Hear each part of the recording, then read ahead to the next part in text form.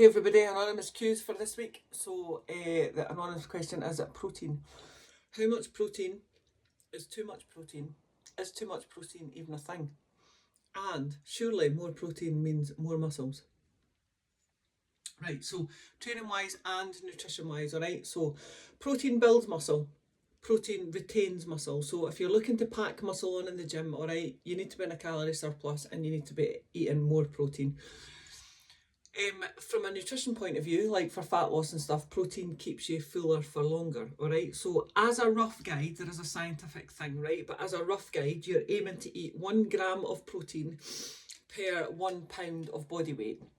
However, you know there's always a however.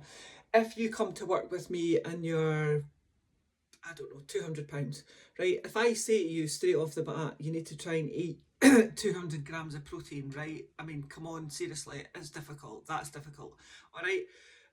Eating anything in excess of about 130 grams, I think, requires a lot of brain power, all right? But like I said, if you first come to me, regardless of your body weight, you're probably not even aware of your protein consumption. So don't be stressing about trying to get actually 1 gram of protein per body weight, all right? Just start and do what you can, and then we'll work on that and we'll build on it, all right?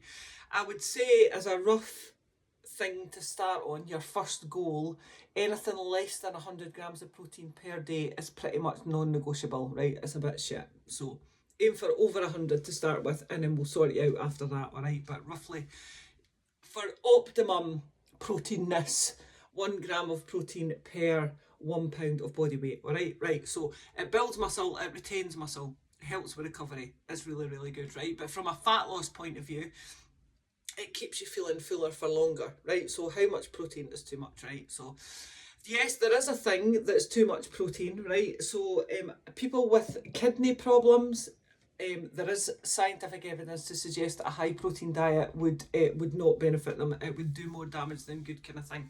But for people with healthy kidneys, it's not really a problem. And I don't think any of us are ever going to be in the situation that we're trying to eat like 200 grams of protein. If we are, we'd be jacked, by the way. Anyway, right, so from a nutrition point of view, right, protein is probably the most, from a sheer fat loss point of view, it's probably the most important, purely because it does build muscle, which means you are just literally losing fat and not losing all your muscle as well.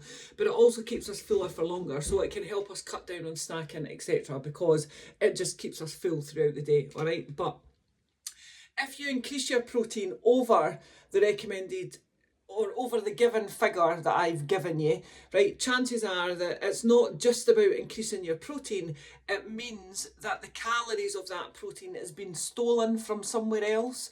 So carbs and dietary fat are just as important when you're dieting.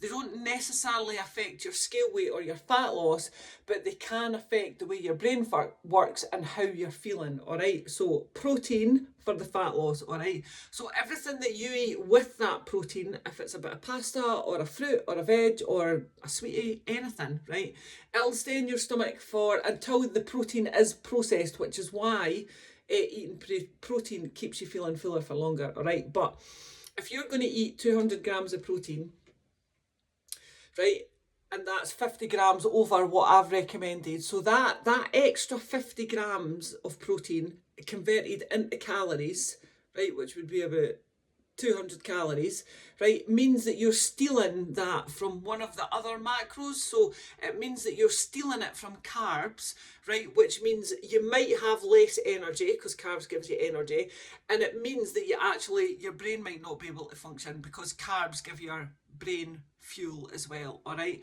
It can also disrupt sleep if you don't have enough carbs because your body needs energy and it's taking far too much energy to burn to do stuff, so your sleep is disrupted, all right? Or you could be stealing some of that protein from your dietary fat. Dietary fat doesn't make you fat, by the way. So dietary fat transports the vitamins around your body. So it means that possibly if you're eating too little dietary fat, your vitamins aren't going to the right places, like your eyes and your heart and all the important things that the vitamins need to get to. But dietary fat is also the thing that makes food tasty. So if you're spending too much calories on protein and not enough on dietary fat, it would it means that you're eating less tasty food, if that makes sense, right? So if you think about the taste difference between low fat cheese and high fat cheese, or low fat cheese and just cheese, all right, or low fat crisps, bit cardboard like, and crisps, yum, all right. So there is a balance between the macros. So carbs and fat won't necessarily make a difference to your scale weight or whatever, but it will make a difference to your brain and how you think about dieting. And also it'll make a difference to how satiated you feel after each meal. All right, so when I give you your total calories, that is king. Then aim for your protein and then try as hard as you can to get as close as you can to your carbs and your fat, because it's going to stop you eating cardboard and it's going to give you lots of energy. All right, as always, shout if you need anything. Bye bye.